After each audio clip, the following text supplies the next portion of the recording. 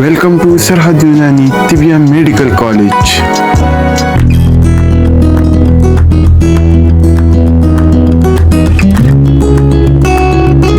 ہوتی ہیں جو اندرونی طور پر کھلانے سے یا سر پر مالش کرنے سے نیند لاتی ہیں۔ اپنی اسی صفت کی بدولت انہیں منوم دوائیں کہا جاتا ہے، یعنی ان دواؤں کے لیے جو طبی اصطلاح استعمال کی جاتی ہے وہ منوم ہے۔ عموماً نیند کی کمی دو وجوہات کی بنا پر ہوتی ہے۔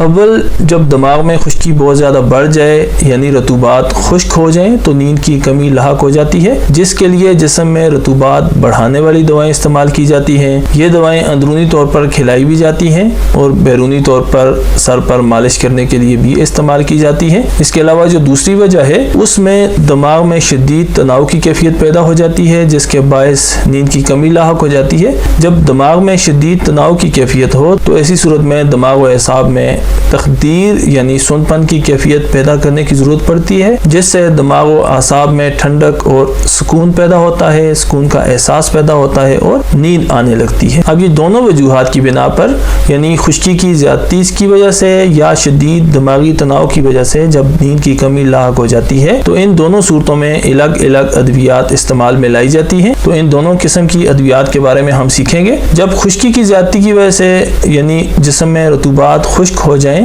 دماغ و اعصاب میں خشکی کی کیفیت پیدا ہو جائے اور نیند کی کمی لاحق ہو جائے تو ایسی صورت میں مغز، تخم کدو، روغن کدو بیرونی مالش کے استعمال کے لیے، کدو بطور غذا استعمال کرنے کے لیے، اس کے علاوہ روغن گل، روغن لبوب سبھا، 7 قسم کے مغزیات سے تیار کردہ یہ روغن جسے روغن لبوب سبھا کہا جاتا ہے، اس کے علاوہ روغن بادام، تربوز یا تخم تربوز وغیرہ، یہ وہ دوائیں ہیں جب جسم میں نیند کی کمی خشکی کی وجہ سے ہو، دماغ و اعصاب میں خشکی کی کیفیت ہو، جسم میں سے رطوبات خشک ہو چکی ہوں، ایسی صورت میں اگر نیند کی کمی لاحق ہو جائے تو یہ جو دوائیں آپ کو جن کے نام بتائے ہیں یا جن کی آپ کو تصاویر دکھائی ہیں، یہ دوائیں استعمال کر کے نیند لائی جا سکتی ہے۔ البتہ اگر جسم میں شدید دماغی تناؤ کی وجہ سے نیند کی کمی ہو تو ایسی صورت میں اجوائن خراسانی، تخم کاہو، خشخاش، جوز ماسل، کافور اور اس کے علاوہ تریاک وغیرہ استعمال میں لائے جاتے ہیں، جو دماغ و اعصاب میں تخدیر کی یعنی سن پن کی کیفیت پیدا کرتے ہیں اور دماغ و اعصاب میں سن پن پیدا ہونے کی وجہ سے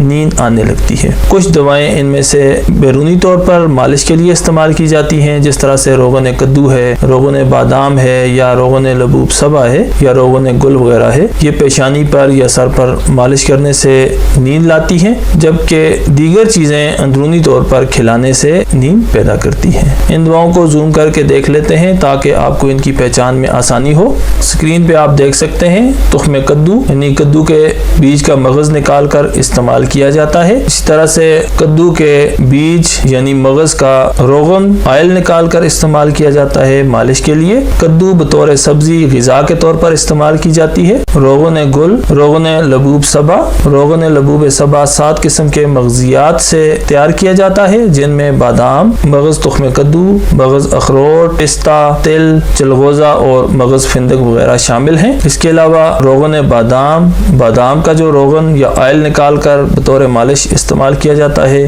دودھ میں ملا کر اندرونی طور پر کھلایا بھی جا سکتا ہے۔ اس کے علاوہ تخم تربوز یا تربوز وغیرہ، اجوائن خراسانی، تخم کاہو، خشخاش، جوز ماسل، کافور اور تریاک وغیرہ، یہ دوائیں دماغ و اعصاب میں تخدیر یعنی سن پن کی کیفیت پیدا کر کے نیند لاتی ہیں، جو اپنی مخصوص کیفیت و ذوالخاصہ اثرات سے جسم میں رطوبات کی پیدائش کو بڑھا کر مادہ منویہ کی پیدائش کو بڑھا دیتی ہیں۔ اپنی اسی صفت کی بدولت انہیں مولد منی دوائیں کہا جاتا ہے، یعنی ایسی دواؤں کے لیے جو طبی اصطلاح استعمال کی جاتی ہے وہ مولد منی ہے، یعنی منی کی پیدائش کو بڑھانے والی دوائیں۔ ان دواؤں میں غذائی جوہر بہت زیادہ مقدار میں پایا جاتا ہے اور ساتھ ساتھ ان میں رطوبات بھی بہت زیادہ پائی جاتی ہیں۔ اپنی انہی دو خصوصیات کی بدولت یہ دوائیں مادہ منویہ کی پیدائش کو بڑھا دیتی ہیں، اور اگر مردانہ جراثیم یعنی سپرمز کمزور ہوں تو ان کی کمزوری کو بھی دور کر دیتی ہیں۔ ان دواؤں میں سالب مصری، شکاکل مصری، موسلی سفید، تودری سرخ و سفید، ستاور،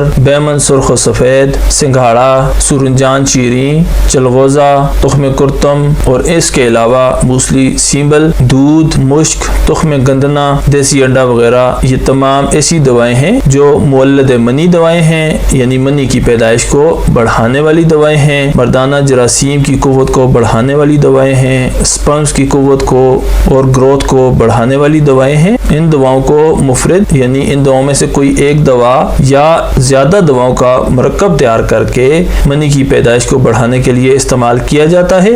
ایسے افراد جن میں منی کی پیدائش کی کمی کا مرض ہو یا جن کے سپرمز کمزور ہوں تو وہ اپنے معالج کے مشورہ سے یہ دوائیں استعمال کر کے منی کی پیدائش کو بڑھا سکتے ہیں، اور اس کے ساتھ ساتھ یہ دوائیں بطور مغلظ بھی استعمال ہوتی ہیں، یعنی منی کی پیدائش کے ساتھ ساتھ منی کو گاڑھا بھی کرتی ہے۔ تو ان دواؤں سے بھرپور نتائج حاصل کیے جا سکتے ہیں، اور ایسے افراد بھی ان دواؤں سے فائدہ حاصل کر سکتے ہیں جن کے اولاد کے جراثیم یعنی سپرمز کمزور ہوں یا کم ہوں، تو ایسے افراد بھی ان دواؤں سے فائدہ حاصل کر سکتے ہیں۔ ان دواؤں کو بھی ہم زوم کر کے دیکھ لیتے ہیں۔ سامنے اسکرین پہ آپ دیکھ سکتے ہیں سالب مصری، شکاکل مصری، موسلی سفید، تودری سرخ و تودری سفید، اسی طرح سے ستاور، بیمن سرخ و بیمن سفید، سنگھاڑا، سورنجان شیریں، چلغوزہ اور تخم کرتم وغیرہ۔ یہ تمام دوائیں مولد منی دوائیں ہیں۔ یہ تمام دوائیں منی کی پیدائش کو بڑھانے والی دوائیں ہیں۔ تمام دوائیں سپرمز کی پیدائش کو اور گروتھ کو بہتر بنانے والی دوائیں ہیں۔ یہ تمام دوائیں منی کو گاڑھا کرنے والی دوائیں ہوتی ہیں جو غذا کو جلد ہضم کرنے میں مددگار ہوتی ہیں، غذا کو جزو بدن بنانے میں اور بھوک کو بڑھانے میں مدد کرتی ہیں۔ اسی بدولت انہیں ہاضم دوائیں کہا جاتا ہے۔ یہ دوائیں معدہ میں موجود غذا کو جلد تحلیل کر دیتی ہیں، جسم میں جذب ہونے کے قابل بنا دیتی ہیں، اور جب کھانا یا غذا جلد ہضم ہو جاتی ہے تو اس کے ساتھ ساتھ بھوک میں اضافہ ہو جاتا ہے۔ ہاضم دواؤں میں یا ہاضمہ کی قوت کو بڑھانے والی دواؤں میں اجوائن دیسی، جاوتری، اناردانہ، تیز پات، زنجبیل، فلفل سیاہ، دارچینی، الائچی کلاں، لونگ، پودینہ، فلفل دراز، پپلا مول یعنی فلفل دراز کے پودے کی جڑ، زیرہ سفید، نرکچور، اور اس کے علاوہ شہد، گڑ، سرکہ، اچار اور سواگا وغیرہ۔ یہ تمام دوائیں جن کے آپ کو نام بتائے ہیں یا جن کی آپ کو سامنے اسکرین پر تصاویر دکھائی ہیں، یہ تمام دوائیں ہاضم دوائیں کہلاتی ہیں۔ یہ تمام دوائیں ہاضمہ کی قوت کو بڑھانے والی دوائیں ہیں۔ ان دواؤں کے استعمال سے نہ صرف ہاضمہ کی قوت بڑھتی ہے بلکہ یہ دوائیں غذا کو بھی جلد ہضم کرتی ہیں۔ یہ دوائیں غذا کو جلد جزو بدن بنا دیتی ہیں، اور ان دواؤں کے استعمال سے معدہ میں موجود متعفن مادے جلد تحلیل ہو جاتے ہیں، اور ایسی رطوبات جو ہاضمہ میں مددگار ہوتی ہیں ان کا اخراج بھی زیادہ ہوتا ہے، ان کی پیدائش بھی بڑھ جاتی ہے اور معدہ کو قوت حاصل ہوتی ہے۔ یہ دوائیں عام استعمال کی چیزیں ہیں، بآسانی ملنے والی چیزیں ہیں، عموماً گھروں میں دستیاب ہوتی ہیں، بطور مسالہ جات استعمال کی جاتی ہیں۔ یہ تمام دوائیں ہاضمہ کی قوت کو بڑھاتی ہیں۔ ان کو مختلف صورتوں میں استعمال کیا جا سکتا ہے۔ طب کے طالب علموں کے لیے ان کو ذہن نشین کرنا ضروری ہے کہ یہ تمام دوائیں ہاضمہ کی قوت کو بڑھانے والی دوائیں ہیں، ہاضمہ کو بہتر کرنے والی دوائیں ہیں، غذا کو جلد جسم میں تحلیل کر کے جذب کے قابل بنانے والی دوائیں ہیں۔ ان دواؤں کو استعمال کر کے ہم ہاضمہ کی قوت کو بڑھا سکتے ہیں۔ ان کو بھی ہم زوم کر کے دیکھ لیتے ہیں۔ ان دواؤں میں اجواہن، جاوتری یا جسے بسباسہ کہا جاتا ہے، جس کا تیار مرکب جوارش بسباسہ کے نام سے مارکیٹ میں دستیاب ہوتا ہے، اناردانہ، تیز پات، زنجبیل، فلفل سیاہ، دارچینی، الائچی کلاں، لونگ، پودینہ، فلفل دراز، پپلا مول، زیرہ سفید اور نرکچور وغیرہ۔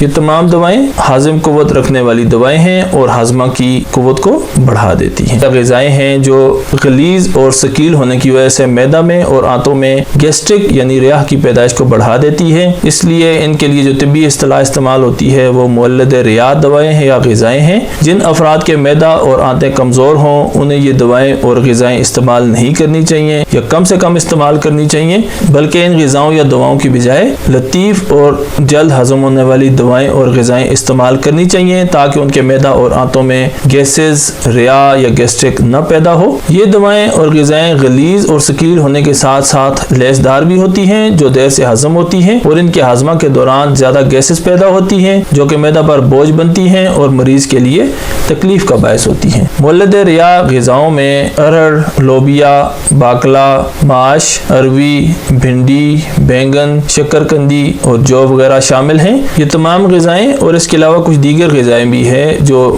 گیسٹرک یعنی ریا کی پیدائش کو بڑھاتی ہیں۔ کمزور معدہ کے لوگوں کو ان غذاؤں کو کم استعمال کرنا چاہیے، یا جن لوگوں کے معدہ میں پہلے ہی تبخیر کی کیفیت ہو وہ ان غذاؤں کو کم استعمال کریں۔ ان غذاؤں کے بجائے وہ لطیف اور جلد ہضم ہونے والی غذائیں استعمال کریں تاکہ ان کے معدہ میں وہ جلد جذب ہو جائیں اور زیادہ گیسٹرک اور تبخیر کی کیفیت نہ پیدا ہو۔ یہ عام غذائیں ہیں، ان سے آپ سب لوگ بخوبی واقف ہیں، ان کو زوم کر کے دکھانے کی ضرورت نہیں ہے۔ کے معنی ہے نرم اور بھربری دوائیں۔ یہ ایسی دوائیں ہوتی ہیں جو ہلکا سا چھونے سے یا دبانے سے باریک ذرات میں تقسیم ہو جاتی ہیں۔ ان کے لیے جو طبی اصطلاح استعمال ہوتی ہے وہ حش ہے۔ ان دواؤں میں عرضی مادہ اور پانی کے اجزاء آپس میں اچھی طرح سے ملے ہوئے نہیں ہوتے ہیں، جس کی وجہ سے یہ جلد باریک ذروں میں تقسیم ہو جاتی ہیں۔ ان دواؤں کی مثال میں دم الاخوین اور غارقون وغیرہ شامل ہیں، یعنی یہ وہ دوائیں ہیں جو ہلکے سے چھونے سے، ہلکا سا دبانے سے باریک ذرات میں بدل جاتی ہیں، تقسیم ہو جاتی ہیں، اور ان کے لیے جو طبی اصطلاح استعمال کی جاتی ہے وہ حش ہے۔